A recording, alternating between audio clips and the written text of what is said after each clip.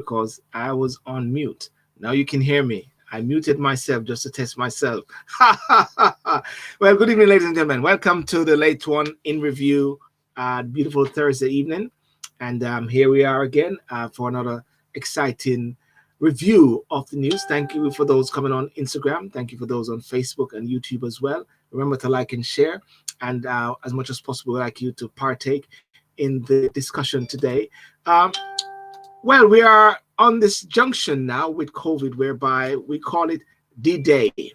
The Prime Minister called it D-Day. Well, I've coined it D-Day, March the 8th, the day when the lockdown is starting to lift in England. And it's going to be very interesting because now we are stepping into another dimension, into another fold. And we just hope that the curve or whatever stay down. David will tell us what this curve is. You know what I'm saying? Dr. Burton. Goldman Sachs bank bosses reject work from home as a new normal. Many people are getting excited about saying, hey, that's what it's going to be. But, there's going to be some issues there about who is going to be working at home. Is that going to be the normal? Michael Gove is also talking about to lead a review into possible use of vaccine passports. And that is something which they consider is to be divisive. I haven't heard that some people are actually talking about, hey, let's have a pub, which is for anti-vax, and have a pub. Of course, what we're saying is a division, which is we've seen in the country. And the Prime Minister is not so keen on that. So therefore, they're going to do a review. But without further ado, what I'll do is bring in my guest today, and we'll just go for it. And we've got new kid on the block as well. I say new kid on the block, not new kid on the block, Guys, good evening, and how are you? Evening. Really well, thank you. Good evening. Well, ladies and gentlemen, let me first introduce Dr. Floyd Millen. Dr. Floyd Millen, who is on the show. Good mate of mine, political on the other side in previous life. I might join you. Yeah, we have a history because we were on the Operation Black Vote Shadow MP scheme some years ago. I think it was 2007, 2008. Isn't that's it? Right. Yes, yeah. That's right. Yes. Yeah, and that was a very interesting time. Dr. Floyd is a political scientist, former special advisor to the Metropolitan Police Authority and the Cabinet Office. Floyd has a PhD in political science, criminology, and is subject matter expert SME on privacy. Studied under conservative peer and academic professor Lord Norton of Blue Garden, and gained a master's degree in modern British politics from the University of Hull. Floyd was mentored by the former Home Secretary, the Right Honourable Charles Clarke, and he is the author of Police Reform and Police Accountability. So tonight we are hearing what Floyd's views are going to be on some of the issues of the day. And of course, without further ado, we've got to introduce Keisha Allendoma. Keisha is the top lady. Kima is on the sideline. She's there. I'm going to say, and there she is. There she is. Kima is right there saying good night. She's watching to make sure Floyd does well. and of course, Dr. David Burton, resident geezer, doctor, original. But, he's not a doctor. He's a mister. When you're at a high level, you call him mister. So David and I, we're on the same level. I'm a mister as well. Am I right, David? That's right. It's always right. It's always right. And of course, Lauren has joined us. Good night, everyone on the live. Well, guys, as you can see, it's a new era. The Prime Minister, we're seeing some light at the tunnel. I actually, on my live a couple of days ago, said somehow there's a freshness in the air. Of course, David always talks about being positive, and I believe we've got to be positive and optimistic. Many people don't want to go outside, but I've been going outside a lot. I was walking past allotment today, and I saw this scarecrow sitting down, and I mean, wow, even the scarecrow is sitting outside there in the allotment, making sure nobody steal a pumpkin in Catford on the Sea. But before I go any further, David, where are we now? Things seem to be improving in a way. Well, the thing is, we have a roadmap. Like any roadmap, you might need to keep paying attention to it because you might get lost a little bit in the conundrum of all the information that's out there. But we've got a roadmap to trying to get out of this lockdown now, and we've got key dates to work towards. And I say work towards because they're not set in stone.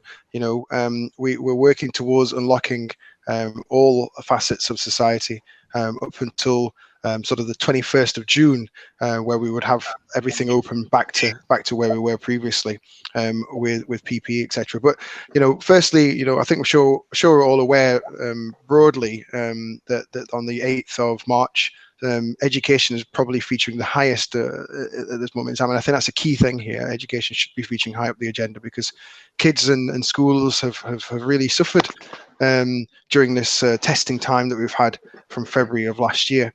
So in regards to that, schools are going to be reopening. Universities are going to be allowing candidates to go back to school, or obviously making sure that the facilities are safe for them to get back to school.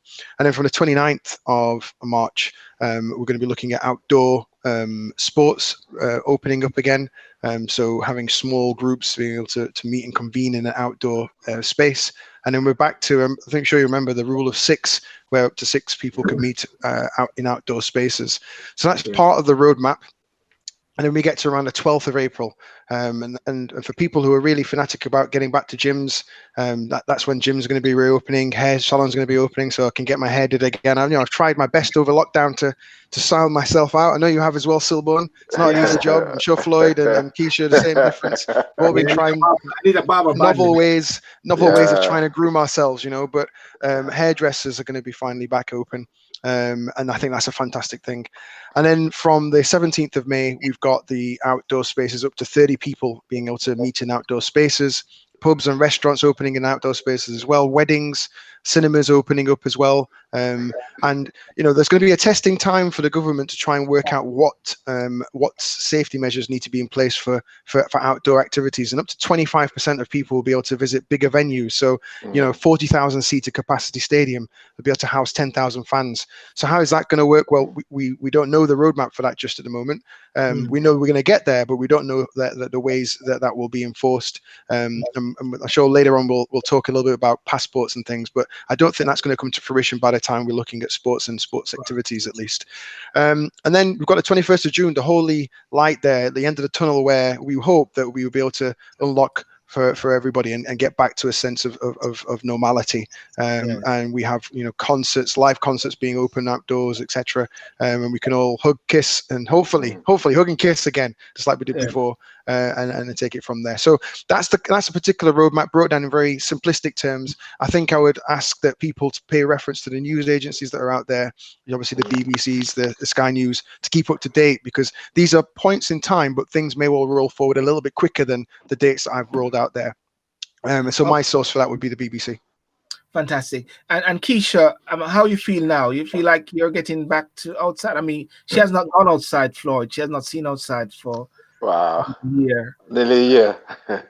Well, I'm staying safe, and I think I've done well in terms of doing what the government has asked me to do. I think someone like me, I probably deserve an award, because how I managed to stay indoors for such a long time, it's incredible in itself. But at the end of the day, yes, I'm actually completely. Okay, she's gonna come back in the meantime. If I hope she didn't say nothing against Rishi Sunak, innit? No, hopefully the Rishi didn't roll her out there. Rishi Sunak always interrupt when we say anything against Rishi. Did you? Let me say, we lost Keisha, you then. You didn't say nothing against Rishi Sunak. I don't think so. So no, I'm not prepared to touch on Richie today, but I'm surprised that I've already started getting cut out. What we want, Keisha, is for you to go outside and start talking. That's what we want. What I want is to get the vaccine, and then perhaps I can then feel more confident going outside. But in terms of what the government said in terms of easing the lockdown, easing the lockdown at the moment, I think it's brilliant. Good news for us. Someone like me, obviously, who's been in indoors for a very long time. I think I'm now used to working from home. Yes. So I don't think that even the changes, and I know we're going to be touching on employers at some point, what they think or what they plan to do. As someone like myself and I'm sure a lot of people now have already adjusted to this work-life balance of working from home and managing, our household and so on. So I think it will be tricky to then suddenly ask after a year for people to now just suddenly go back into the office as if it's now mandatory. I think now organization now will have to be more flexible and be more creative in the approach. But yes, I do welcome the news. Very pleased to hear. Yeah, and Dr. Floyd Millen, what's your take now on the whole I mean, what has it been for you in a sense? I mean, we know what Keisha and David what is it like for you during the course of the whole lockdown period? Well, I worked out the other day that the 13th of February was a year since I've been working from home. I started working from home before the first lockdown. The first few months were quite intensive and challenging, but a year on, like has just been said, I'm more used to working from home. I actually find quite a high degree of solace being in my own space. The biggest challenge I have is that I wake up in the morning and then there's this guy looking at me. I go to the bathroom, this guy's looking at me. I go outside for a walk and there's this guy, and then I realize all the attempts I've been making to get away from myself, I'm always there. Wow. So that's my biggest challenge. I've spent too much time with myself. But there's the other aspects of the lack of social interaction that many of us have experienced. Yes. And I think in some respects, I've become so used to my own company, I'm fearful of mixing with people again, because it's almost what do you do? How do you do it? But I think it's great news that the government has announced this new phase, essentially the outro. My only concern is to use language like it's irreversible is in itself potentially, it's a reflection of hubris. We don't know what's going to happen next. And whilst we have all the relevant measures, the lockdowns, the plethora of vaccines, the other things organizations and the government can put in place, variants to the virus could, set us back significantly. And I think that's where we have the economic and political conversation around what is needed for the economy, and that may mean accepting a certain number of deaths as the normal course of things, a higher number than we otherwise would. But essentially, it's been a hard year, and I think for those who have had challenges at work, it has not been easy. And then I've been speaking to people where there has been let's say the way we talk about it is mental health issues, but you could quite easily say cabin fever, where people have just become challenged by the environments they're in. So there's good and bad in terms of good news we're coming out, sad news in terms of the economic, the mental, and other impacts there has been on people. Well, that's thanks for that, Floyd, and that's very helpful there, because you gave the perspective about being in lockdown, looking at yourself. It is something that we have discussed a lot on the show, in the sense of the mental aspect. Coach Chris Brown, I've been talking about that people are in confrontation with themselves. Who am I? Who am I? David, I want to bring this other point now. Is the Prime Minister did say at each step of the way, kept having this level of caution, watching it. Hopefully everything goes well. We had it recently, remember, in December, when we were going to go for the when the lockdown started again. It was Christmas, and people felt disheartened. Totally. I was just coming back. I mean, I think coming back to the points that you raised there, Floyd, and talk about, will things get worse again? I guess essentially is what people will be worrying about. And we've got to remember that the lifting of the lockdown is impingent on the four crucial steps in terms of easing the restrictions. So you're looking at vaccinations, making sure that we can roll those vaccinations out quite nicely on a timely fashion to the masses. And I think one of the credit that I would say for the UK is that they've been ahead of the game in comparison to a fair number of the other countries that are out there in terms of not only assimilating the vaccines, but actually getting them out to people and trying to push the message that the vaccines are safe. And the message is crystal clear: the vaccines are safe and the vaccines are effective. So, and they're available. So that's the first thing. The second thing is the vaccinations linked to the number of unfortunate people passing away. We've got to be able to nip that down. The number's got to keep low. And I hate to use the term acceptable, but there's going to be a number of people who will pass away, even despite the numbers of vaccines that are going out. But if there's a for whatever reason we feel that the vaccinations are not doing their service, then that will mean that the restrictions of easing of restrictions will be limited.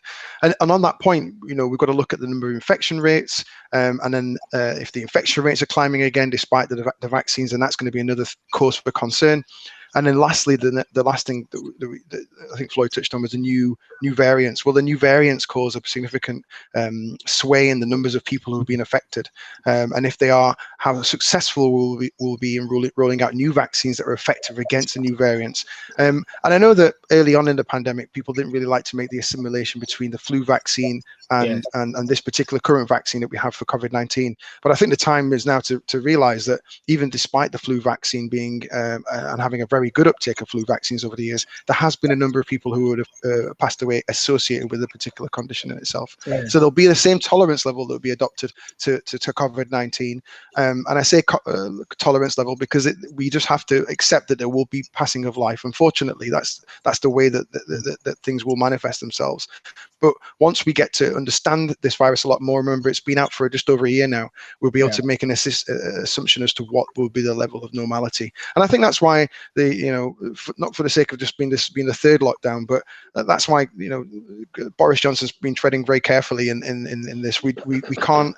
I feel now personally, facts aside now, I feel personally that I don't think we can really have another lockdown to the extent that we've had. We can't furlough because of the financial reasons that we've talked about already to the same extent that we have.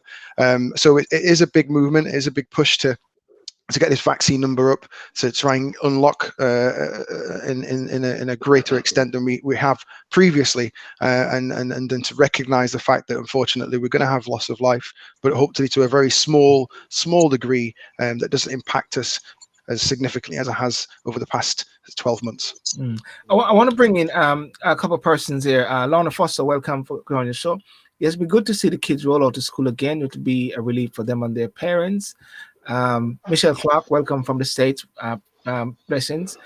Lorna said, I took my vaccine last Friday. Did not feel much of a side effect. Just felt very sleepy when I got home. Hope I can get the next dose before I leave for Jamaica. Keisha, sorry. You're doing it again. I'm gonna have to start finding you or something. No, Kima is there. Kima is on the side. You're gonna have to start paying tax or something. No, Kima is on the side there. She's on the comment section there. I was referring to Kima on the side. You tried it. You sound like a lawyer, just like David sound like a doctor when he said that inevitably the passing on of life. I'm like, oh, you sound like a doctor, David. Floyd, if I can just give a little home thing, is that Kima and Keisha, they're twins. Oh, I see. Okay. And I'm still trying to work it out. David has mastered it because he's there technically. He has picked up something significant that he can distinguish them very easily. Okay. But I'm still trying to go through the distinguishing, even though I know them many years.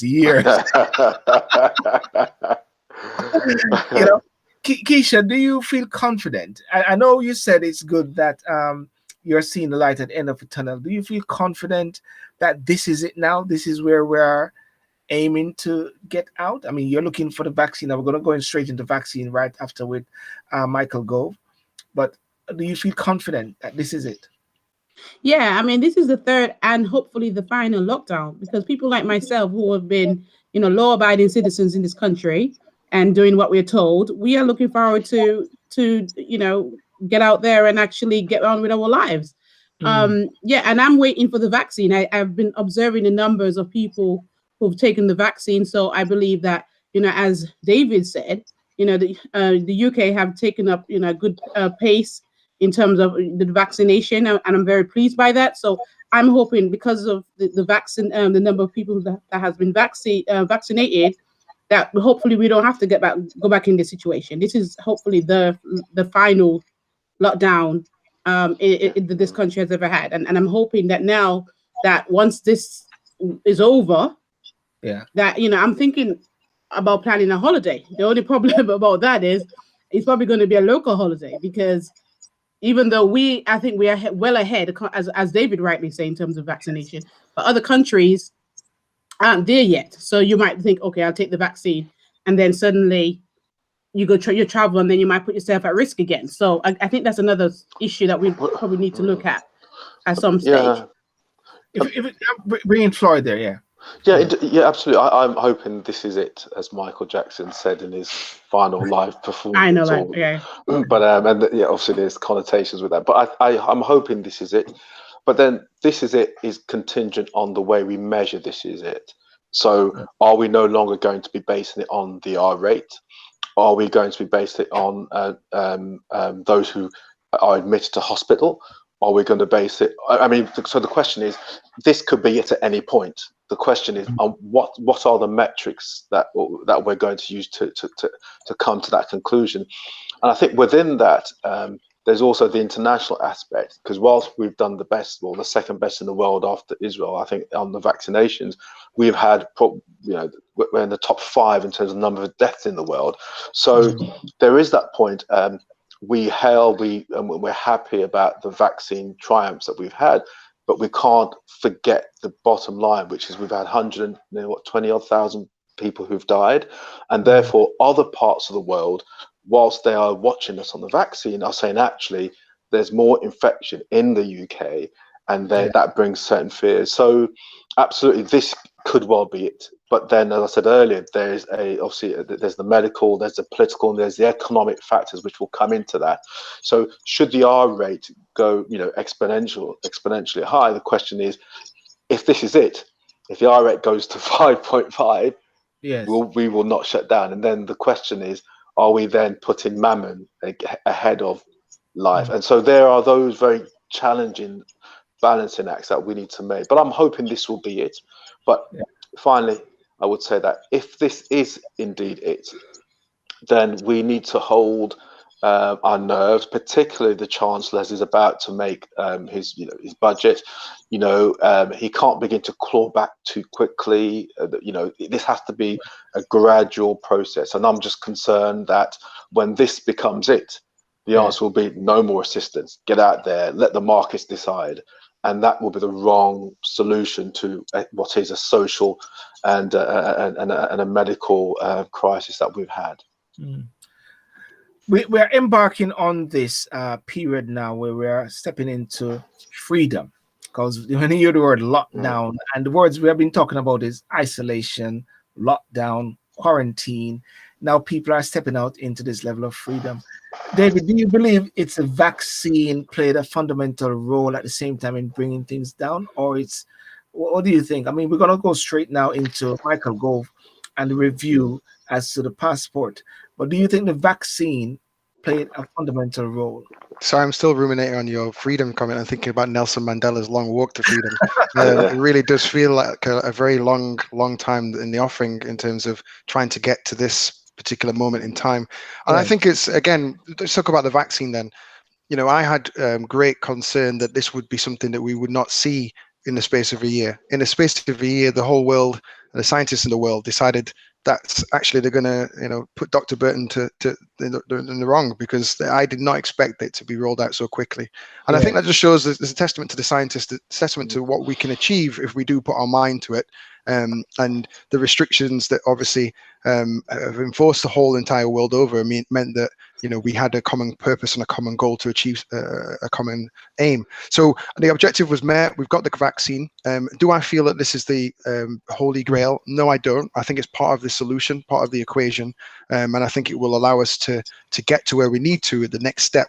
But I don't think it's the whole all answer, because at the end of the day, we still got a time between now and people becoming vaccinated to the extent that we require, and until we reach that point in time, we still have a desire to have the PPE. We still have a desire to have the social restrictions that we're having, and that's why we've got a roadmap out of this. Because if we fail to unlock too soon, then it's going to be an issue in regards to the serious concerns that have been raised already on this platform in regards to rescinding some of those measures and having to go back into a lockdown of some description. So we can't unlock down too quickly. We've got to unlock down at the right pace, and that pace, I think, has been correctly identified, and we've looked at the factors. And I do agree with Floyd in the sense that we've got to look at what are those parameters, and I'm sure that SAGE and the government have discussed those parameters, and we know that as a broadly outlined with those 4 criteria, we're looking broadly at the R rate. We're looking broadly at the number of people who are going into hospitals and affecting the NHS. Because remember, one of the mantras is protecting the NHS. So if the numbers are creeping and escalating despite our best efforts, and we've unlocked to a particular degree, then we have to really look at the data and say, well, actually, what can we do to try and pull that back in again and rein that back in again. So I think the vaccines are a key and essential point of concern, and I think we're adhering to sort of taking our vaccination and moving forward, but it's not the only thing at this moment in time. I would hope in 18 months time we would having a completely different discussion, and maybe the only thing that we do need at that point in time is vaccinations, and everything else can go by the wayside. But I can't guarantee that, and I'm not speaking to say that that's going to be the way forward. Well, definitely, the challenge at this time now is the vaccine. The vaccine is there. Many people say, churches are now saying, is an answer to prayer. Elim Pentecostal movement actually sent out a circular saying that it's an answer to prayer. They don't say people are not forced to take it, but they believe that it is the right thing to do. People have been praying for the vaccine as a way forward. There's still the issue about those who are taking it or those who don't want to take it, and the issue about the Black community as well. But something came up recently whereby the Prime Minister has appointed Michael Gove to lead a review into possible use of vaccine passports, because it is deemed that travel agencies or companies or organization or airline, get your jab, you go, get your jab and go. Some people are not going to want to take it. And they're saying there's going to be some split or some division. Floyd, I want to pick up on that one there with the review from a political angle now with this. With Michael Gove appointment and the review. What's your take on it? I mean, I think for me, it's interesting, and let me use the word, it's informing that Michael Gove has been chosen to do this. There are a number of other ministers and even junior ministers who could have picked this up, but this shows you the seriousness at which the Prime Minister has taken this. Yeah. Secondly, it indicates that almost without a doubt, whatever the recommendations are that comes out of it, the Prime Minister will take on board. So, this is not just a review. I mean, one of the challenges with the Black community is that, when COVID was rife, a report was given to the government, and it identified that the Black and minority ethnic communities were most adversely affected, and the government didn't really respond to the report. People were saying, what are you going to do? They literally ignored it. So one of the challenges now that they're saying everyone get vaccinated, people are thinking, well, you didn't care about us a few months ago, so what's the rush? But what I will say is that this report by Michael Gove will, whatever he comes up with, it will be implemented, I'm sure, even if it is phased. And I think this goes back to the eye on the economy and travel, and the fact that other jurisdictions, other countries will take their own steps. And up until recently, I think 35 countries had banned travel from the UK. So whatever we do here, other countries will put in their own measures. So we need to be seen to be deliberative.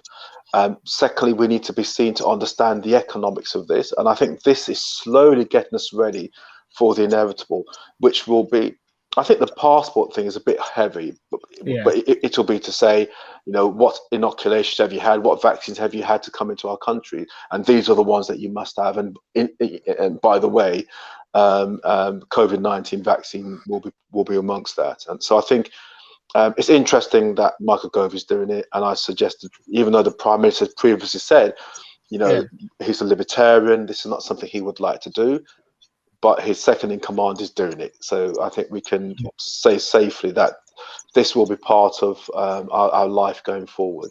Yeah. What are people thinking on this? Those on Instagram, thank you, Debbie Dex and Ritswa, and those on Instagram, Facebook, and YouTube.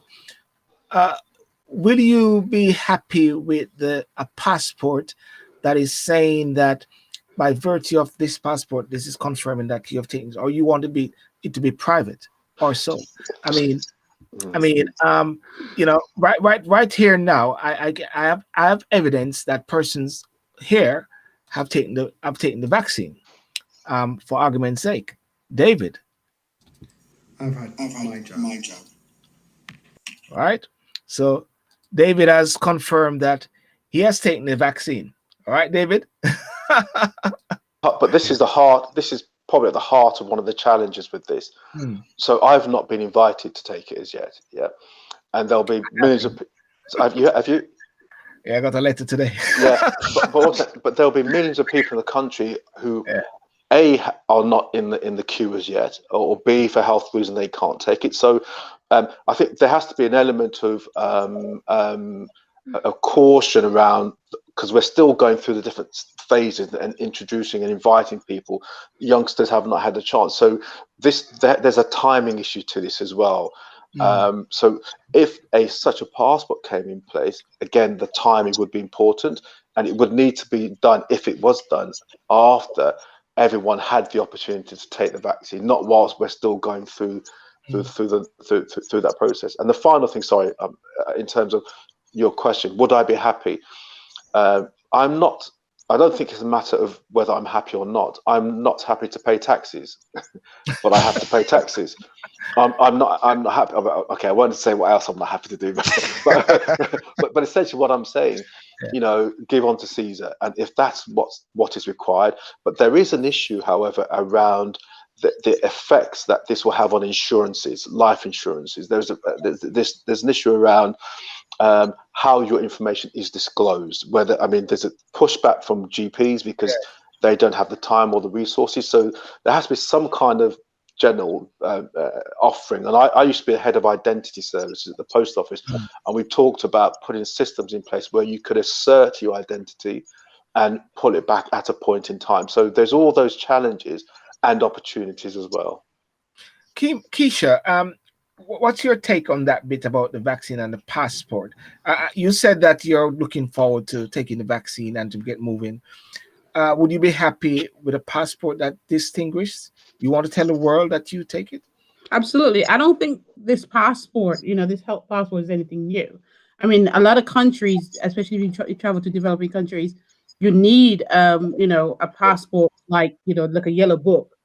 That's to say that you've taken your vaccine for, I suppose, like maybe yellow fever, typhoid, all the polio, all those other type of vaccination that you have to take anyway to travel to certain countries. So it's nothing new. But what I think is quite interesting is what Floyd touched on. So what we have now is a whole group of people who have already taken the vaccine, and then suddenly we're having this conversation about a passport. And so my issue then is, why didn't we just have it together? So you actually get your vaccination, and then you get your passport, and then you actually this could, I don't know how long this could last for. I mean, David could tell us. So you could say, okay, you're vaccinated, and this could this lasts for about a year, and that allows you. So when you actually now have the lockdown easing in the next couple of months, you can say, okay, well, I travel because I already have my passport, as well as all my other documentation that's required to travel. I've got all that already at hand. What we have now is a group of people have already done the vaccination, and now we're having a conversation about a passport. I think that we're piggybacking. We're not actually working in correlation on certain matters. And I think again, it's not a bad idea. I think it's just something that probably should have thought through in hindsight. So therefore, the review with Michael Gove is something which is very important. Will you agree? Yeah, unless, of course, they're probably going to agree. Well, I think knowing Michael Gove, he probably would just agree to this passport. And then all those people who've already have been vaccinated, they're probably going to issue them the passport because they've done it already. I think maybe that's the other way around it, but I don't know.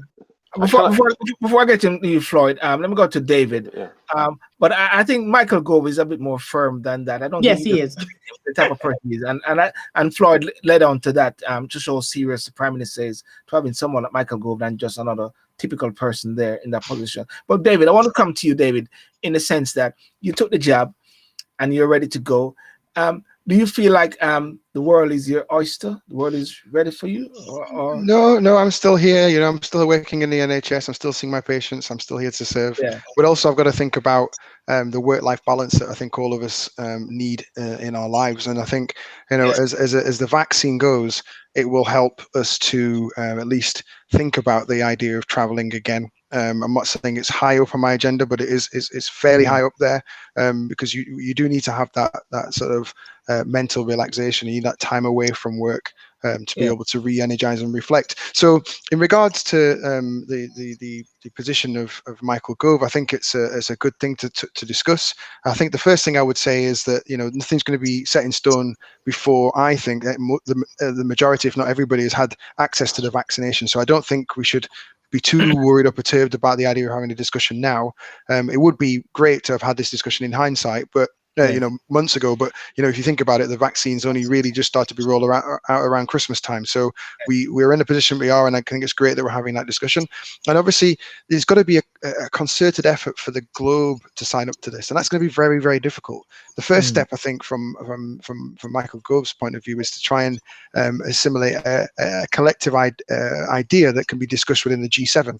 And then you have the major countries signing up to something that may well then disseminate via the WHO, for example. I'm just giving an example that would then help to help with world travel. So to get everybody on board is going to be a really difficult measure.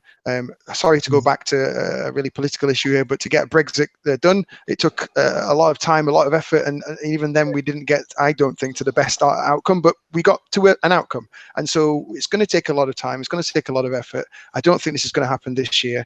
I think it will be something that will be rolled out in the future years. And the other thing to just mention as well, I do think the broader sense of what we would feel is needed and necessity for people to come into this country in terms of the vaccination is one entity, but it may well be that we're looking at which other countries are potentially at risk for coming into this country in terms of their candidates, in terms of the background of things and diseases that may well be in existence of other countries. I'm not fear-mongering here. I'm just saying that it's something that will be thought of in a broader sense, I think. And these will be discussions that will be had, I'm sure, at the table in regards to a vaccine passport, because you're going to think about, and I hate to use this word, but a threat level. So, you're going to think, well, actually, which countries would probably be more likely to have particular issues, and what measures can we put in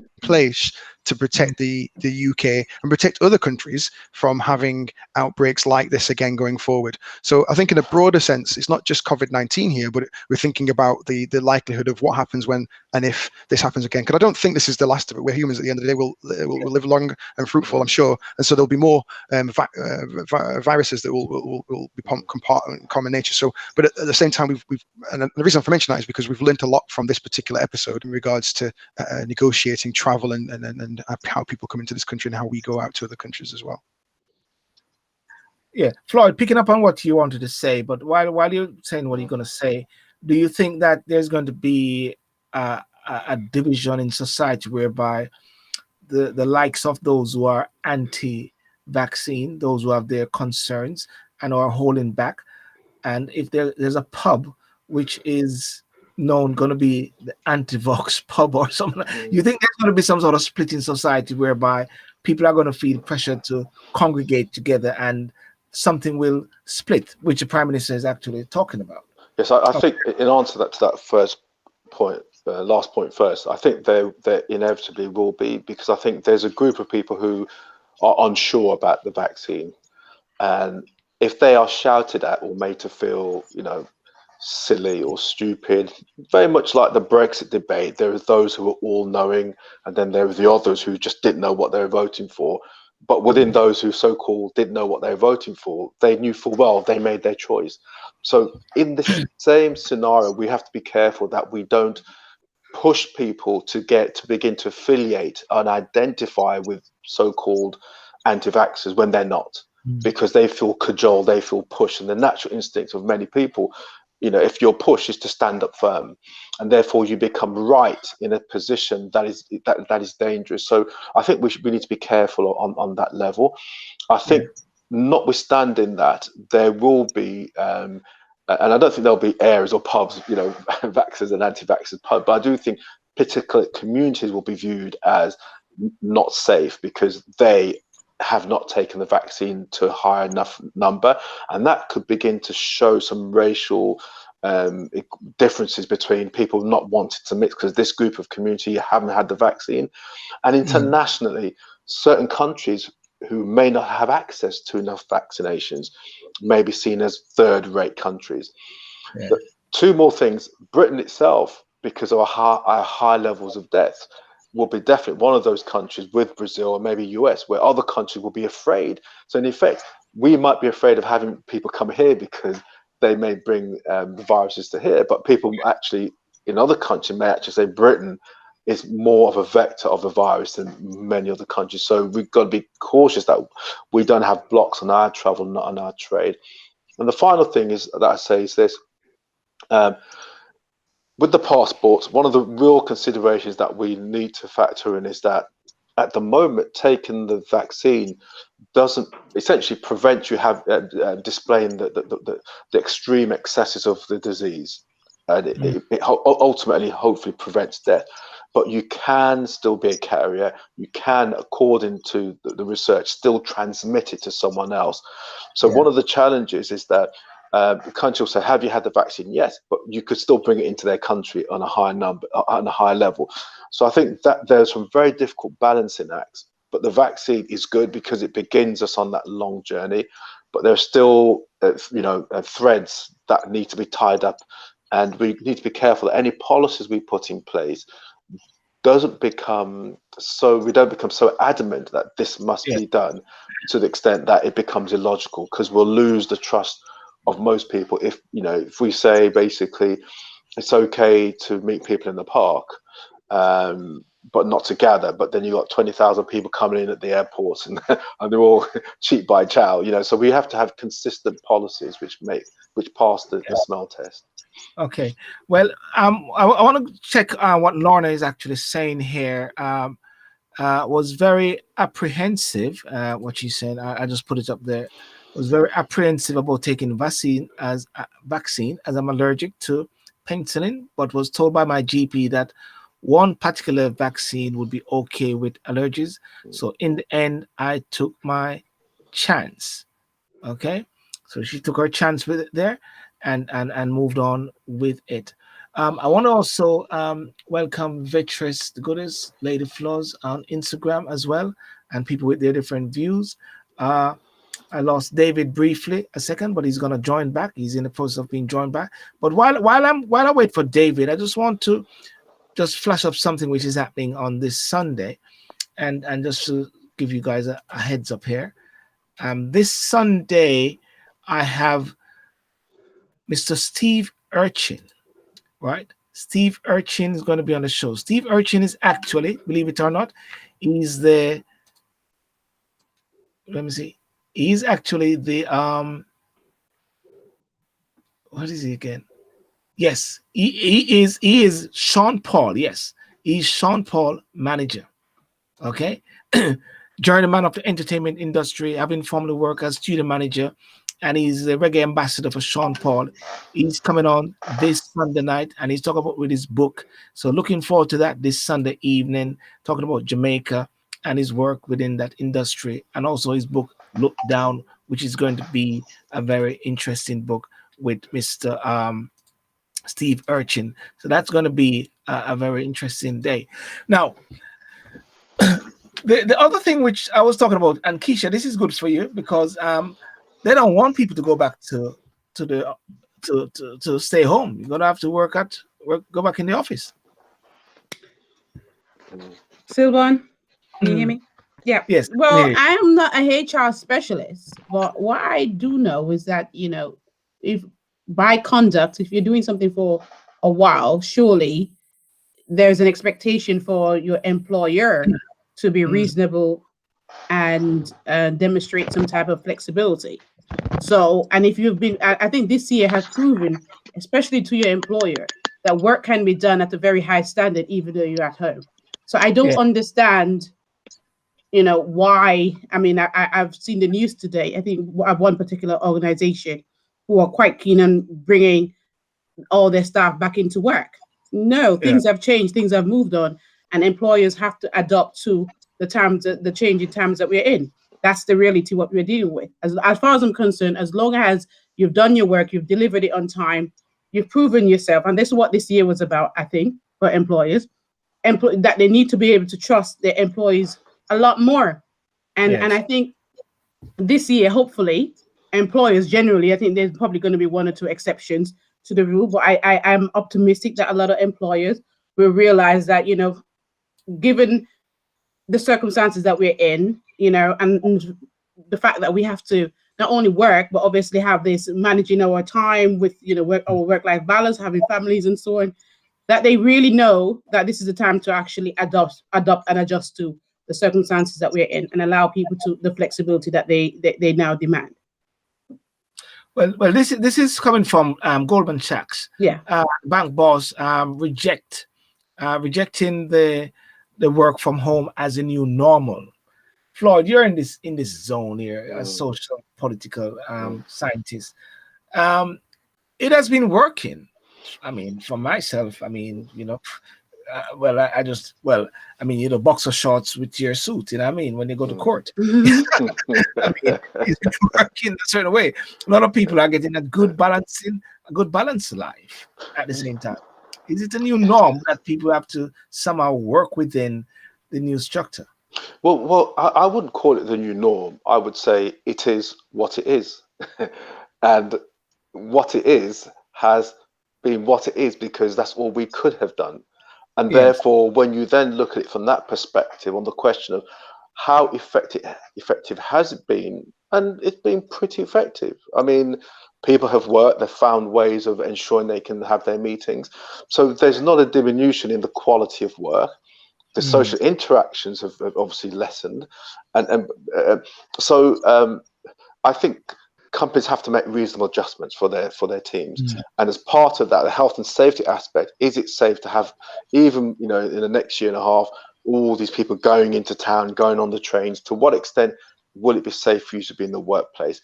And that's a risk-based decision. And people with respiratory illnesses and underlying issues will have a very perfectly valid case to make to their employer.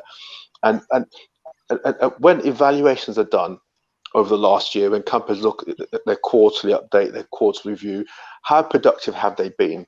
And I bet your bottom dollar, very few would say that we've seen a reduction in the quality of our work and our income based on people working from home, maybe due to other factors. And therefore, you can show the metrics. The metrics have shown that this is an effective way of working. So we have to also note that over the years, companies have been moving further and further to working a day at home, 2 days at home. Many companies recruited more staff than they had office space. And so people were encouraged to work from home. So actually, this is not a great departure. But what I foresee happening is the civil service will be the first ones to move back into the office en masse. And that's more of a messaging thing than a necessity thing. And I think the government, particular departments, will say, right, everyone get back to work, come back into the office, because we want to show the country that we can do that, i.e. some civil servants will be the guinea pigs. And what will happen as a result of that, as anyone can tell you who has been out of work for a couple of months or been working from home for a couple of months, your body resets itself. So once you jump on the trains, whether you're in London on the underground or the public transports, within a few weeks, your body will pick up bugs because you're having to fight alien viruses and bugs that you'd find on the trains.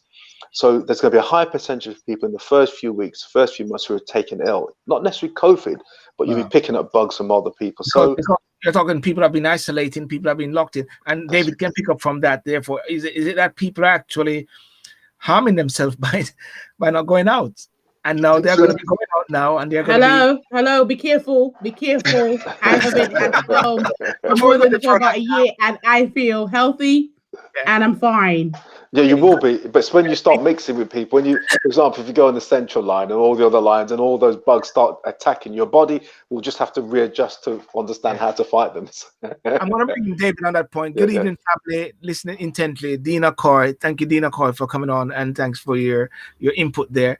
But just listen to what other firms have been saying. Goldman Sachs boss said rejected remote working as a new normal and labeled it as aberration. He said investment bank had operated throughout 2020 with less than 10% of our people in the office. His eagerness for workers to return to the office is at odds with many other firms who have suggested that working from home could become permanent. Mr. Solomon suggests that it does not suit the work culture at Goldman Sachs. Now, that is an investment bank speaking from their perspective. But there's two strands there. One is saying it should be permanent. Another is saying they should go back. It seemed like they need to be a balance. Like David, medical aspect of it. I've been going out every day, walking, engaging with the birds, germs all around me, and I feel free. But many people are locked in, not like Keisha. Keisha is okay; she's perfectly wrapped up properly, But is there danger when people now going to go out after being locked in, isolating for a while? I wouldn't say there's a danger. I think Floyd makes a good point that people will have to react to the environment that they're in again. But I don't think that's to their detriment. I think, we all existed in the playgrounds and falling down and being around other kids when we were growing up and picking up illnesses and so on and so forth. It's part of the development of us as humans to pick up viruses. It's a norm. We should be outside. We should be interacting, and I think that's the norm that we should aspire to. Much like my internet connection, which is obviously has a little bit of a virus, I've had to now change to another form of telecommunications. And I wanted to talk about telecommunications because obviously working from home, there's less face-to-face contact. So I'm heavily reliant on my EE. I'm not promoting EE, but I'm heavily reliant on the EE connection right now to talk to you guys. But what I found over the lockdown period, and I don't know if other people can hold this to testament, is the action of getting things done has been a little bit more challenging and difficult because you're not interacting with people on a face-to-face basis. So you get to a certain point during a conversation and you can't move very much more forward because you're not in the same space as somebody. And I think that's the other thing that I would draw to, that because you're not in the same space as somebody means that you don't get things done. So for example, your interaction with your bank manager that you may well have if you're in a business to try and move that project forward might not be great. And if you have to strike up a new relationship, well, how do you do that? If you do that over Zoom, it's a lot less personal. And I think that what we'll find is that there are certain things and aspects that we'll have to hold on to, like back in the past, that actually made sense that we probably won't realize for another few years unless we do try to get back into the workplace. I think, as you said in the opening gambit there's got to be a balance. Working from home is fine and fantastic, but also coming into the workplace for a few days a week potentially is also going to be fantastic for team morale, to boost the standards that you don't want to dip over that period of time as well, and to maintain that face-to-face communication. We are human beings after all. We are meant to embrace other people. I don't think staring at a screen like I'm doing at the moment is the best way forward. But at the same time, it's a way of productively having a discussion with you guys, and obviously we can't enter the same place. And we're all in different parts of the UK as well. But I think when it comes to working, obviously there's an ability to get into work. I'm not going to say that the tram ride or the tube ride or the car ride to work, a 40-minute journey sat down listening to the radio is the best thing for your psyche, but actually it does allow you to have other parts of your brain utilized, and you get to think about other things openly. Whereas getting up, sitting down in front of the computer screen, and then having your Zoom meetings and just sat down by yourself, I don't think is the best way forward across the board. Because again, I do hold those communications with other people, physical communications that we should have to high regard. And I think it might well breed a little bit of social awkwardness if we don't have that. I've had the luxury of having the ability to, over this 18 months, this whole year, of seeing patients and interacting, whereas others who I know in my circles have not had that ability to do that.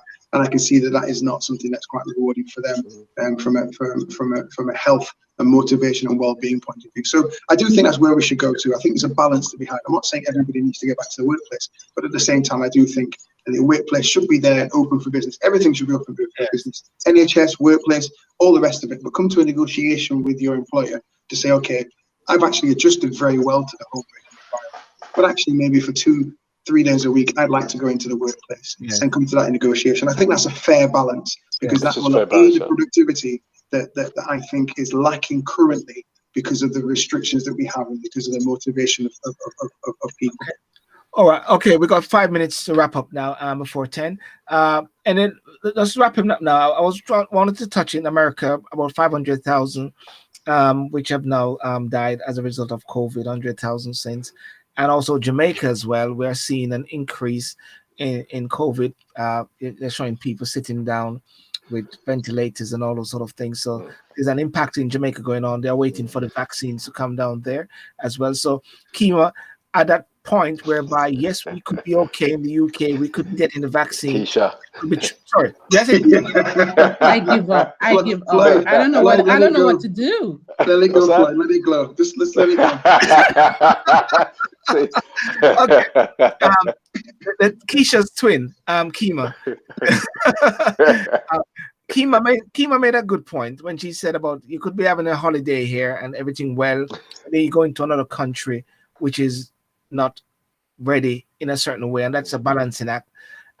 Jamaica at one point wasn't wanting us to come there because we were bringing all these different strains, but now the vaccine and UK is opening up, but Jamaica there's a level of increase I'm hearing, and as a result of that, I go straight into this topic here because David, you have this event about Windrush Health Legacy on the 4th of March. You want to tell us about that, David? Yeah, so we're going to be continuing this discussion. I'm sure you've heard of forums that have been discussing the vaccination and COVID-19 in the Black community, and that's what we'll be taking up that mantle, or passing that baton to us to take on next week, Thursday at 7:30.